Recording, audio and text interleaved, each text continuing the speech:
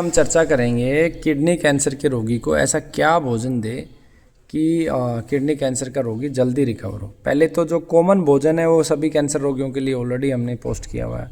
अब ज़्यादा क्या खिलाएं, तो ज़्यादा खिलाते समय कंसेप्ट क्या कहता है? कंसेप्ट ये कहता है, विद्यार्थियों को मैं बताने के लिए बता रहा हूँ कि जो भी भोजन किडनी के फंक्शन के फेवर में है वो सब कैंसर रोगी के लिए लाभदायक हो सकता है, लेकिन अपवाद के रूप में जो हम कैंसर रोगियों को कॉमन परहेज में मना करते हैं वो हमें नहीं देना। जैसे मान लो दालों में केवल मूंग की दाल देते हैं, अगर कोई दाल किडनी के फेवर में तो हमें नहीं देनी है, हमें उस लिस्ट को क्रॉस नहीं करना है।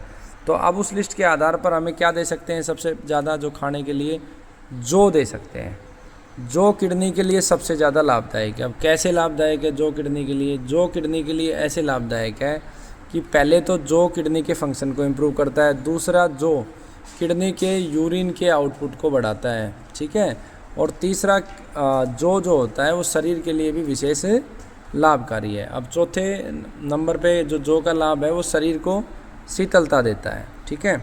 अब जो के बाद किडनी में जो लाभकारी है वो है पत्थर चटा। पत्थर चटे को किडनी के पेशेंट को ज़रूर सेवन कराएं। 2 पत्ते सुबह 2 पत्ते शाम को वो सेवन कराएं।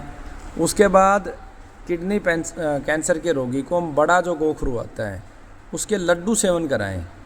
लड्डू कैसे बनाएंगे? हम जौ का आटा लेंगे, बेस उठाएंगे, उसके बाद साथ में बड़ा गोखरू लेंगे, उसके अंदर हम देसी खांड मिलाएं, गाय का घी लें और उसके लड्डू क्रिएट करें, तो वो बहुत ही लाभकारी होता है। फिर उसके बाद और क्या हम खिला सकते हैं किडनी कैंसर के रोगी को? किडनी कैंसर के रोगी को हम आपका मूंग का हलवा भी दे सकते हैं, वो भी लाभकारी होता है, क्योंकि मूंग होता है त्रिदोषनाशक, वो सभी प्रकार के कैंसरों में काम करता है। उसके बाद किडनी कैंसर के रोगी को अगर कीमो साथ में लग रही है तो हम मक्का का भी सेवन करा सकते हैं। मक्का में फाइबर होता है और किडनी के लिए लाभदायक है। उसके बाद किडनी कैंसर के रोगी को हम मक्का के बाड़ दे सकते हैं, वो बहुत अच्छे से काम करते हैं किडनी कैंसर के लिए। उसके बाद हरड़, पत्थर पर घिस के हम रोज़ाना 1 हरड़ किडनी कैंसर के रोगी को दें तो वो बहुत ही लाभदायक होती है।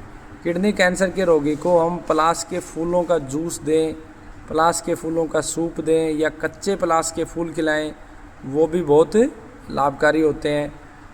मकोए का फल दें, वो बहुत लाभकारी होता है। छोटी मकोए, बड़ी मकोए, पड़पोटन, वो बहुत लाभकारी है। कासनी बहुत अच्छा काम करती है किडनी कैंसर के रोगी को, कासनी का सूप दे सकते हैं, सवरस के रूप में कासनी दे सकते हैं, कासनी की चटनी बना के दे सकते हैं।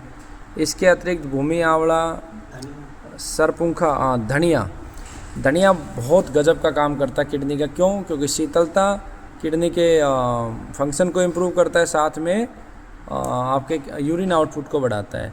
तो धनिए के लड्डू भी हम किडनी कैंसर को दे सकते हैं। कैसे? जैसे जौ का बेस लिया हमने आटे के रूप में, धनिया उसमें मिलाया, खांड मिलाई, घी से जो है ना सेक दिया, तो वो बहुत गजब का काम करता है। उसके अलावा पपीता के पत्ते, पपीता का फल भी किडनी कैंसर के रोगियों के लिए अच्छा है। निर्गुंडी बहुत अच्छा काम करती है किडनी कैंसर के लिए, तो निर्गुंडी के पत्तों का सवरस और ये सब हम देंगे तो वो बहुत ही लाभदायक होता है। आपकी सांटी की सब्जी, सांटी का रायता दे सकते हैं हम। और इसके अलावा आपका निर्गुंडी हो गया, सरपुंखा हो गया। तो ये मोटा किडनी के कैंसर के रोगियों के लिए लाभदायक चीज़ें थी। इसके अतिरिक्त भी बहुत सारी चीज़ें हो सकती हैं। आपको मेन लिस्ट को देखना है और किडनी के फंक्शन को जो इम्प्रूव कर रही है उन चीज़ों को देखना है।